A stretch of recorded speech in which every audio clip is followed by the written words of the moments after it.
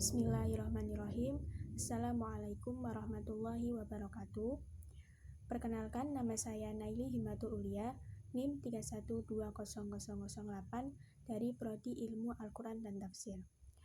Di video ini, saya akan menjelaskan mengenai mini research yang bertema Hari Kebangkitan dalam Al-Quran, suatu kajian tafsir ekskatologi.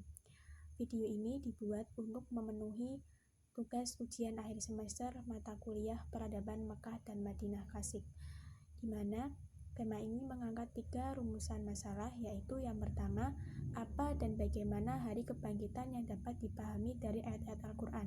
Yang kedua, bagaimana sikap manusia pada nilai-nilai yang berbicara mengenai hari kebangkitan. Yang ketiga, apa pengaruh dan konsekuensi konsep hari kebangkitan di kehidupan masyarakat. Baik, yang pertama mengenai apa dan bagaimana hari kebangkitan yang dapat dipahami dari ayat-ayat Al-Quran. Menurut bahasa, hari kebangkitan itu memiliki 3 nama, yaitu yang pertama, Yaumul Ba'ats hari kebangkitan, Yaumul Ma'ad hari kembali, dan Yaumul Nusyur hari bangkit. Hari kebangkitan atau Yaumul Ba'ats adalah saat di mana segala yang mati hidup kembali. Manusia dikeluarkan dari alam kubur untuk dihisab seluruh amalnya di hadapan Allah SWT dan diadili sesuai dengan perbuatan yang mereka lakukan selama di dunia. Menjelang saat-saat datangnya hari kebangkitan, ada suatu peristiwa yang terjadi, yaitu terjadinya hari kiamat, berupa hancurnya alam semesta sebagai tanda berakhirnya kehidupan dunia untuk beralih kepada kehidupan akhirat. Ini merupakan tanda bahwa manusia mengakhiri masa melaksanakan hidup di dunia untuk beralih menerima balasan perbuatannya selama hidup di dunia. Adapun datangnya hari kiamat tidak diketahui oleh seorang pun kecuali Allah SWT sendiri. Banyak ayat-ayat di dalam Al-Quran yang menerangkan akan terjadinya hari kebangkitan. Salah satunya yaitu di surat At-Taghabun ayat 7 yang berbunyi, A'udzubillahi minasyaitonirrajim. Bismillahirrahmanirrahim. Za'amal ladzina kafaru allai yub'atsu. Qul bala wa rabbi latub'atsunna tsumma latunabba'unna bima 'amiltum wa dzalika 'alallahi yasir. Yang artinya, orang-orang yang kafir mengira bahwa mereka tidak akan dibangkitkan. Katakanlah Muhammad, tidak demikian, demi Tuhanku, kamu pasti dibangkitkan, kemudian diberitakan semua yang telah kamu kerjakan, dan yang demikian itu mudah bagi Allah. Kemudian, gambaran mengenai hari kebangkitan itu di dalam Al-Quran banyak ayat-ayat yang menjelaskan mengenai hari kebangkitan. Dan salah satunya di surat An-Nazi'at ayat 6-12. A'udzubillahi minasyaitonirrajim. Bismillahirrahmanirrahim.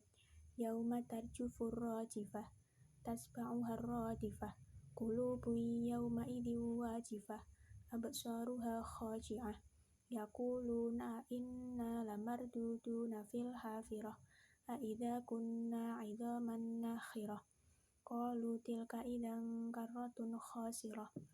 Yang artinya, sungguh kamu akan dibangkitkan pada hari ketika tiupan pertama mengguncangkan alam. Tiupan pertama itu diiringi oleh tiupan kedua. Hati manusia pada waktu itu merasa sangat takut. Pandangannya tunduk. Orang-orang kafir berkata, apakah kita benar-benar akan dikembalikan kepada kehidupan yang semula? Apakah akan dibangkitkan juga apabila kita telah menjadi tulang belulang yang hancur? Mereka berkata, kalau demikian itu adalah suatu pengembalian yang merugikan. Jadi, setelah peniupan sangkakala yang pertama membuat semua makhluk hidup binasa, begitu juga benda-benda yang ada di alam ini, dan ini meliputi seluruh alam, kecuali bagi mereka yang dikehendaki oleh Allah SWT, meskipun pada akhirnya juga dibinasakan. Semua tulang belulang dan anggota badan manusia hancur, kecuali satu tulang, yaitu tulang ekor. Dari tulang ekor inilah Allah menyatukan bagian-bagian tubuh manusia yang telah hancur. Ketika malaikat Israfil meniup sangkakala yang kedua, kembalilah seluruh ruh-ruh kepada jasadnya, dan bangkitlah seluruh manusia dari alam kubur dengan sangat cepat untuk menghadap Allah dan untuk menjalani perhitungan amal. Sebagaimana firman Allah dalam surat Az-Zumar ayat 68. Bismillahirrahmanirrahim. Wa nufikha fis-suri fasa'iqa ma fis samawati wa ma fil ardi illa ma sya'allah.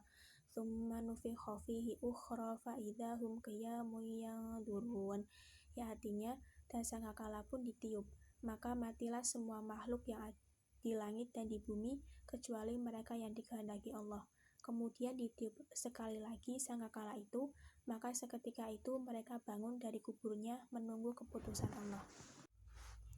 Jadi pada hari kebangkitan itu terkumpullah seluruh manusia yang pernah hidup di alam semesta, dari manusia pertama hingga manusia terakhir. Jadi manusia ini semuanya itu dikumpulkan di padang mahsyar. Nah, mereka itu semua makhluk menunggu hasil dari perbuatannya masing-masing di bawah terik matahari yang didekatkan jaraknya dengan manusia. Manusia dibangkitkan dengan keadaan yang baru dan sifat yang baru sesuai dengan perbuatannya semasa di dunia. Maka manusia mulai memasuki alam akhirat, dan di alam ini manusia akan kekal di dalamnya. Yang selanjutnya, rumusan yang kedua yaitu bagaimana sikap manusia pada nilai-nilai yang berbicara mengenai hari kebangkitan. Hari kebangkitan merupakan suatu hal yang gaib, dan tidak seorang pun mengetahui kapan terjadi dan bagaimana keadaannya. Tetapi Allah telah memberikan peringatan kepada manusia mengenai hari kebangkitan. Hari kebangkitan merupakan hari yang sulit diterima oleh orang-orang Mekah jahiliyah pada saat itu. Bahkan saat ini pun masih ada beberapa orang yang tidak mempercayai akan adanya hari kebangkitan. Nah, pada saat itu orang-orang Mekah jahiliyah kan tidak mempercayai adanya hari kebangkitan. Bahkan mereka itu sampai mengejek Nabi Muhammad SAW ketika beliau menyampaikan wahyu tentang hari kebangkitan. Sifat yang menjadi ciri khas orang Mekah jahiliyah sehingga mereka tidak mempercayai adanya hari kebangkitan adalah sifat keduniaan. Sesungguhnya apabila seseorang beriman kepada Allah, malaikat, kitab, dan rasul tetapi tidak beriman kepada hari akhir, maka belum sempurna imannya. Hari kebangkitan termasuk inti pokok ajaran Islam. Beriman kepada hari kebangkitan adalah wajib bagi semua manusia, karena hari kebangkitan adalah tujuan akhir dari segala hal yang dilakukan di dunia. Al-Quran menegaskan kepastian datangnya hari kebangkitan, agar sikap orang Arab pada masa jahiliyah yang mengabaikan perintah Allah dan mengabaikan kepastian akan datangnya hari kebangkitan mempertanggungjawabkan perbuatannya. Al-Quran sangat memastikan akan datang dan terjadinya hari kebangkitan, karena hari kebangkitan merupakan hari pembalasan. Al-Quran menerangkan peristiwa-peristiwa yang akan terjadi pada hari kebangkitan yang merupakan balasan yang paling sempurna atas semua amal perbuatan manusia selama hidup di dunia. Membangkitkan manusia merupakan hal mudah bagi Allah. Hari kebangkitan terjadi karena kekuasaan Allah, dan bangkitnya seluruh manusia setelah kematian merupakan salah satu bukti kekuasaan Allah SWT. Kemudian yang terakhir, rumusan masalah yang terakhir yaitu apa pengaruh dan konsekuensi konsep hari kebangkitan di kehidupan masyarakat. Jadi manusia yang sudah memahami dan mempercayai akan adanya hari kebangkitan akan lebih berhati-hati dalam melakukan perbuatan di dunia, karena ia sadar, ia mengetahui bahwa segala perbuatan yang dilakukan di dunia itu akan dimintai pertanggungjawaban. Entah itu perbuatan yang baik maupun perbuatan yang buruk, pasti akan dimintai pertanggungjawaban oleh Allah SWT. Sebagaimana firman Allah dalam surat Az-Zalzalah ayat 7-8, Bismillahirrahmanirrahim.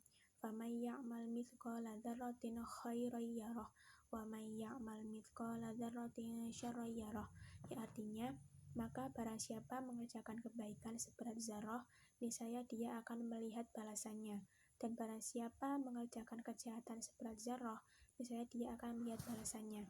Jadi setiap manusia yang entah itu melakukan perbuatan baik sekecil apapun pasti akan diberi balasan oleh Allah, dan begitu pula sebaliknya, yang melakukan kejahatan sekecil apapun pasti akan dimintai pertanggungjawaban oleh Allah.